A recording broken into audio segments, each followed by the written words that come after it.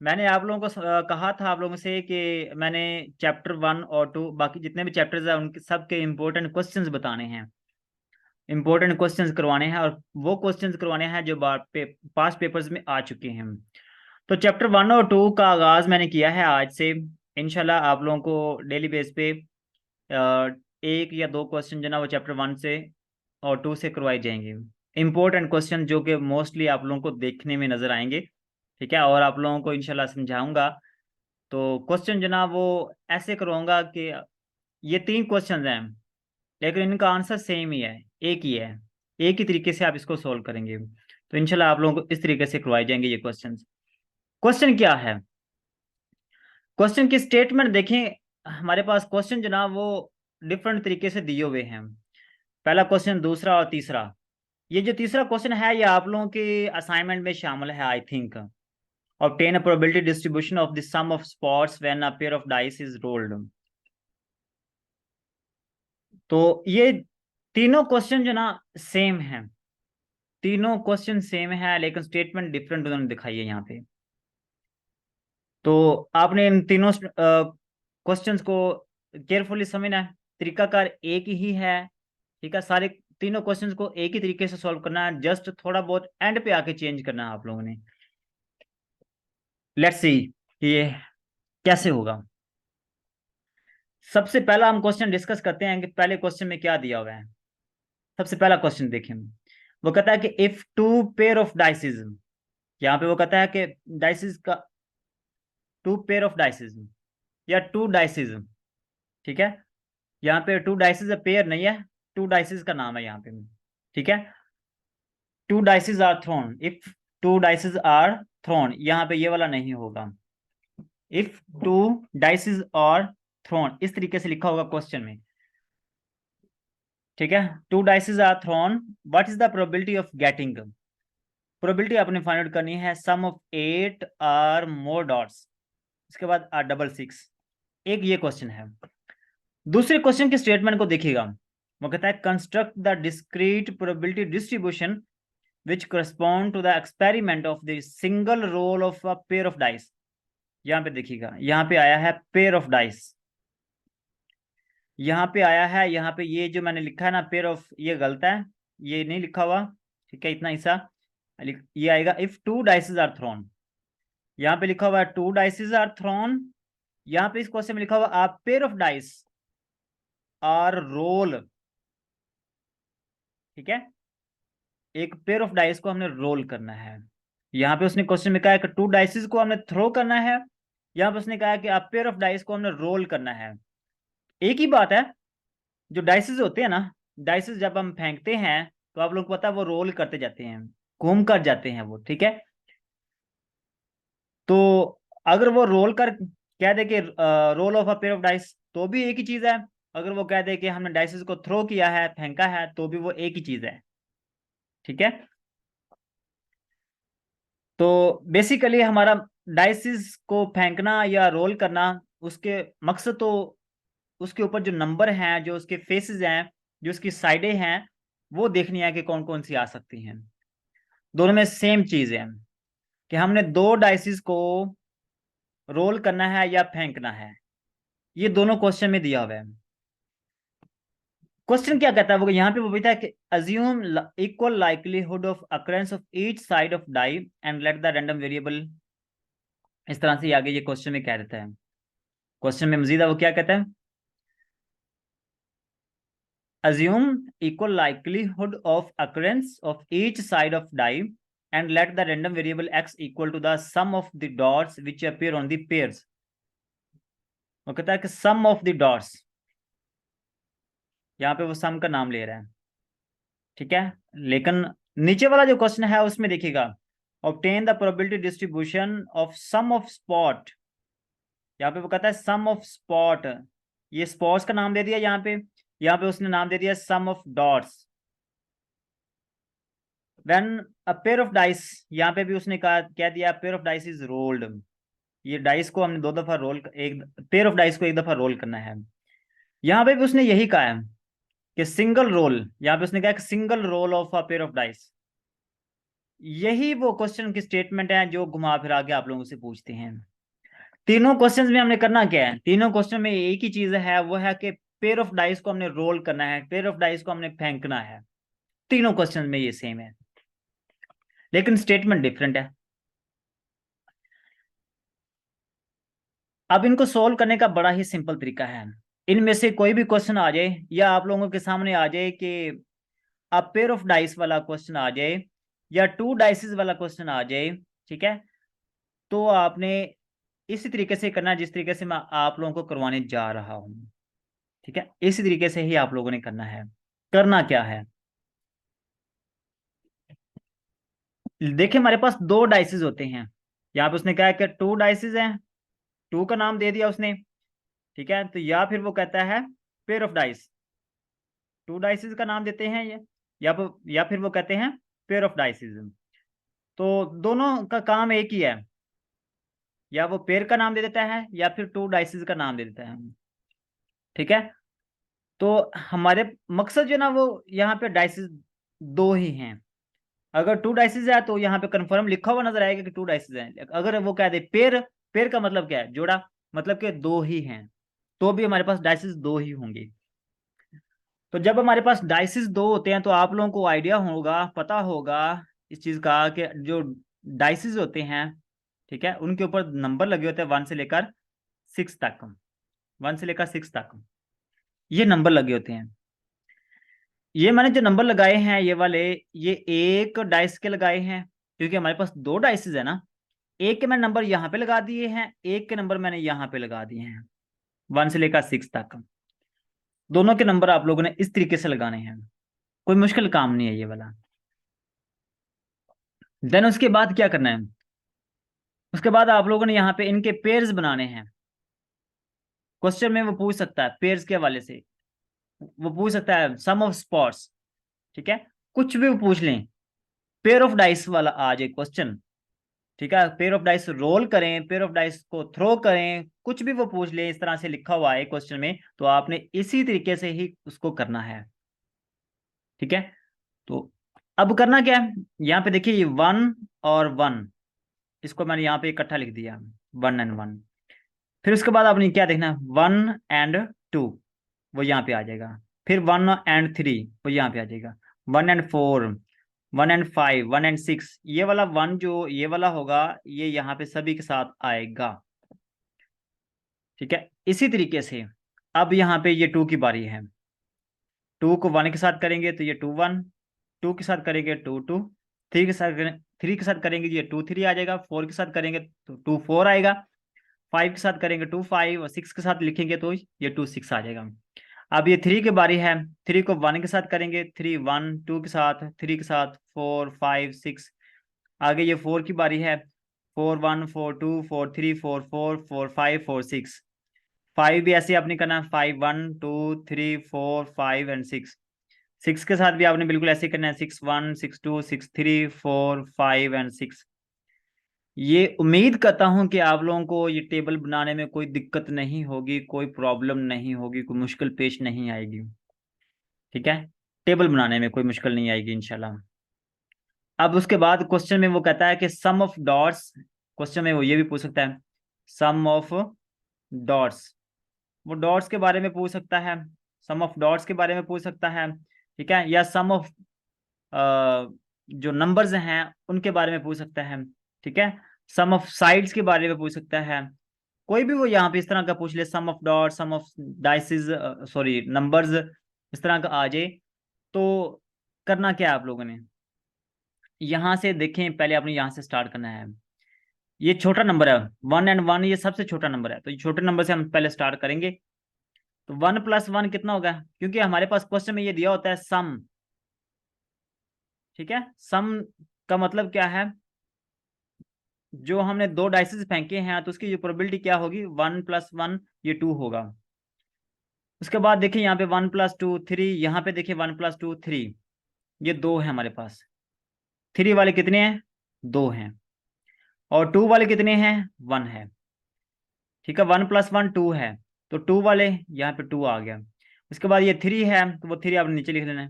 उसके बाद यहाँ पे देखिए ये वाले नंबर किसको रिप्रेजेंट कर रहे हैं, ये 4 है, वो यहाँ पे लिख लेना है।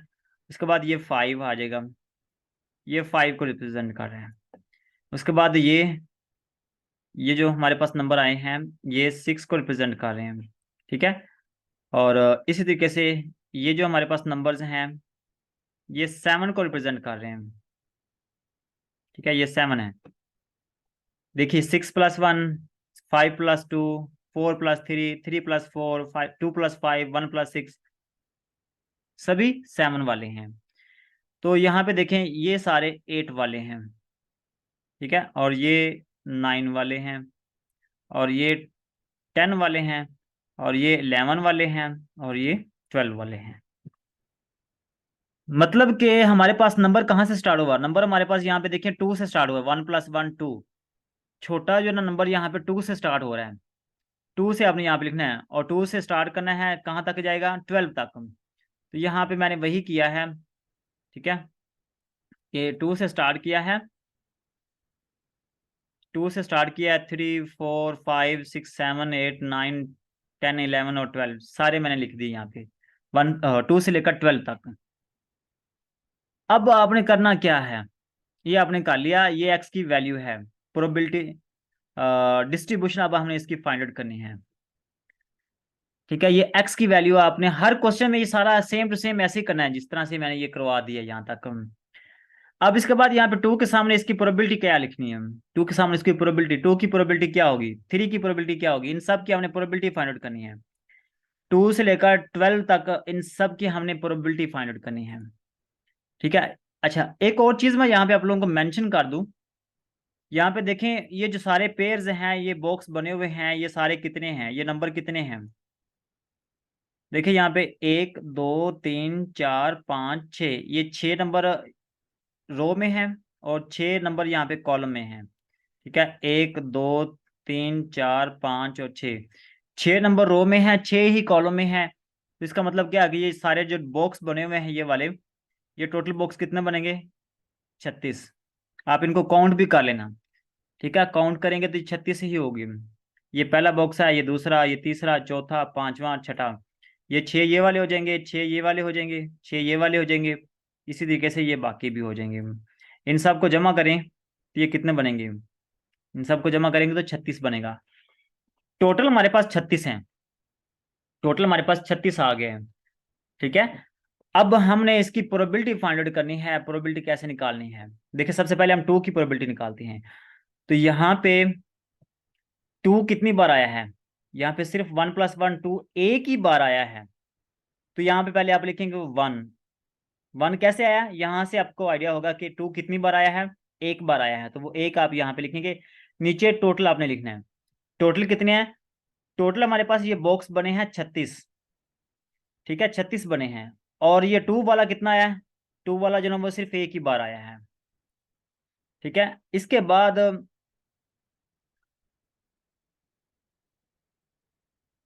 अब 3 की बारी है, 3 कितनी बार आया है, तो यहाँ पे देखिए 2+1 1 2+1, ये देखिए 2 बार आया है ये, ठीक है। 3 कितनी बार आया है, 2 बार आया है, तो यहाँ पे 2 लिखेंगे, और नीचे 36 आएगा। इसी तरीके से 3 कितनी बार आया है, सॉरी 4 कितनी बार आया है, यहाँ पे देखें ये 4 कितनी बार आया है, 1 2 3, 4 जो ना वो 3 टाइम्स आया है, तो 3 ऊपर आएगा और 36 नीचे आ जाएगा। बिल्कुल ऐसे ही 5 देखिए यहाँ पे 5 कितनी बार आया है, 5 जो ना वो यहाँ पे 4 टाइम्स आया है, 1 2 3 4, 4 दफा आया, तो यहाँ पे 4 ऊपर आएगा, 36 नीचे आएगा। उसके बाद आपने देखना है कि 6 कितनी बार आया है, यहाँ पे देखिए ये 6 वाले नंबर्स काउंट कर लेने हैं। 6 वाले नंबर 1 2 3 4 और 5, 6 वाले नंबर 5 आए हैं, तो ऊपर 5 आएगा और नीचे 36 आएगा, 5/36, ठीक है, ये आएगा। ये तो हो गया हमारे पास 6 नंबर। अब इसके बाद हमने देखना है 7 वाला नंबर, ठीक है। 7 कितनी बार आया है, तो यहाँ पे देखिएगा 7 जो ना वो यहाँ पे कितनी बार आया है, ये नंबर हैं 7 वाले, आप इनको ऐड करके देख लीजिएगा। ये 6+1 5+2 4+3 3+4 2+5 1+6, ये सारे क्या है, ये 7 को रिप्रेजेंट कर रहे हैं। ये कितने नंबर हैं? 1 2 3 4 5 6, ये 6 नंबर हैं। तो यहाँ पे आप लिखेंगे 6, और टोटल कितने हैं? 36 है। उम्मीद करता हूँ यहाँ तक आप लोगों को समझ आ गई होगी। अब इसके बाद बारी है 8 की। 8 यहाँ पे देखिए कितनी बार आया है? 8 यहाँ पे देखिएगा वो 4 बार आया है, या 5 बार आया है, बल्कि यहाँ पे 5 बार आया है।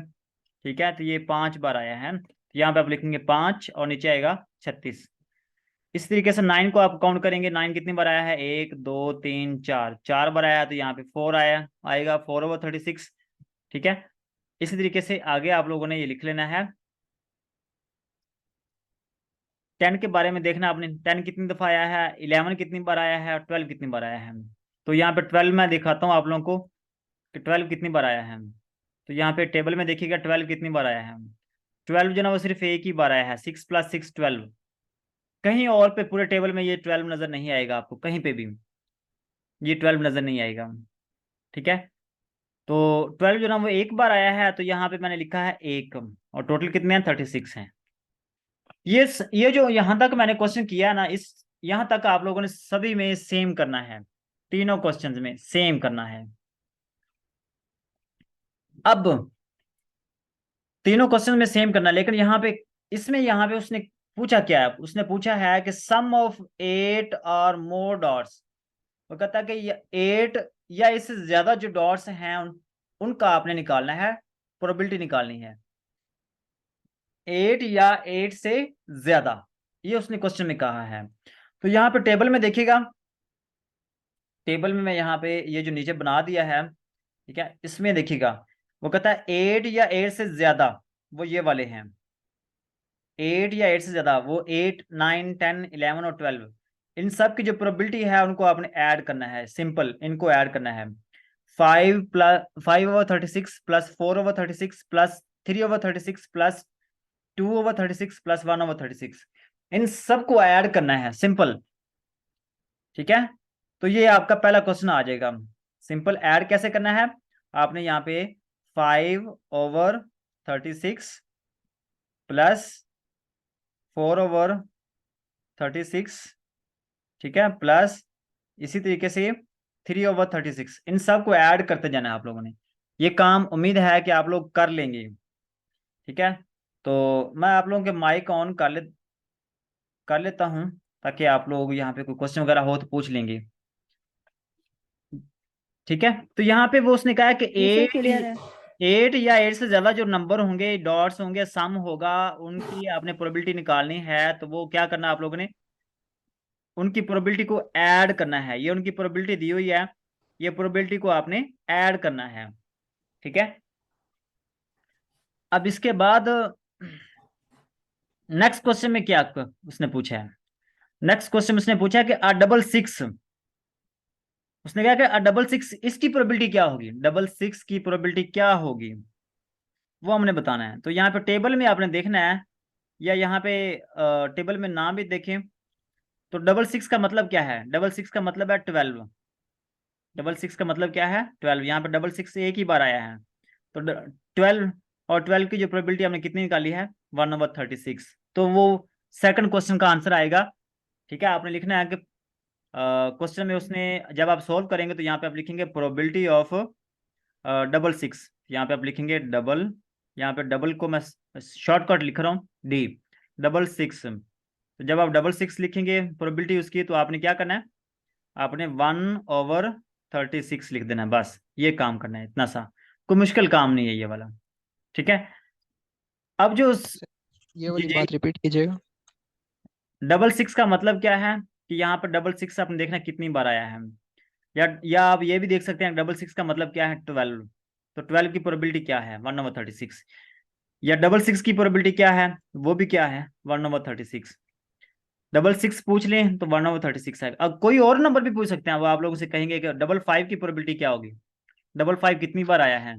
तो आपने टेबल में देखना पड़ेगा आप लोगों को कि 55 कितनी बार आया है, उस लिहाज से आपने इसकी प्रोबेबिलिटी निकाल लेनी है। ठीक है, उम्मीद है कि आप लोगों को ये क्लियर हो गया, कोई मुश्किल नहीं है ये वाला। सभी को क्लियर है? जी सर। जी सर।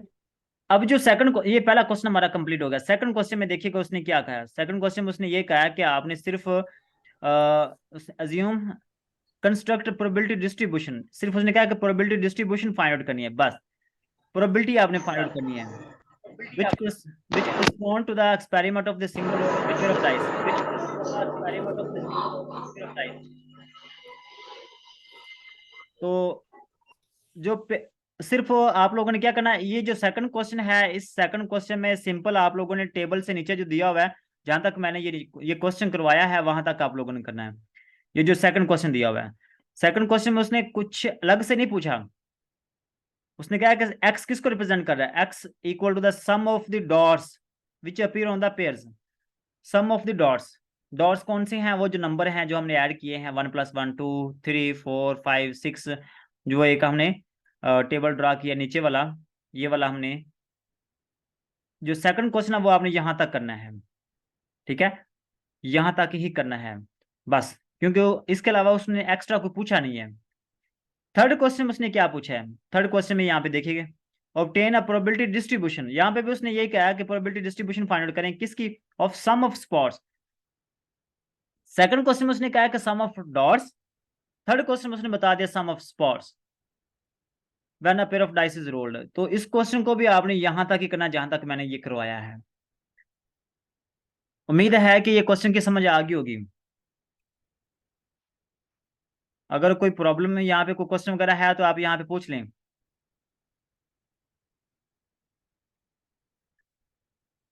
जी एक्सक्यूज मी जी सर। क्लियर है। सर ये जो ऊपर आपने एक्सप्लेन किया अ सम ऑफ 8 और मोर डॉट्स, इसमें 8 इंक्लूड करना है या सिर्फ इसके आगे से हमने नंबर्स लेने हैं? उसने कहा कि सम ऑफ 8 और मोडल्स, इसका मतलब क्या है कि 8 भी इंक्लूड होगा। Thank you sir.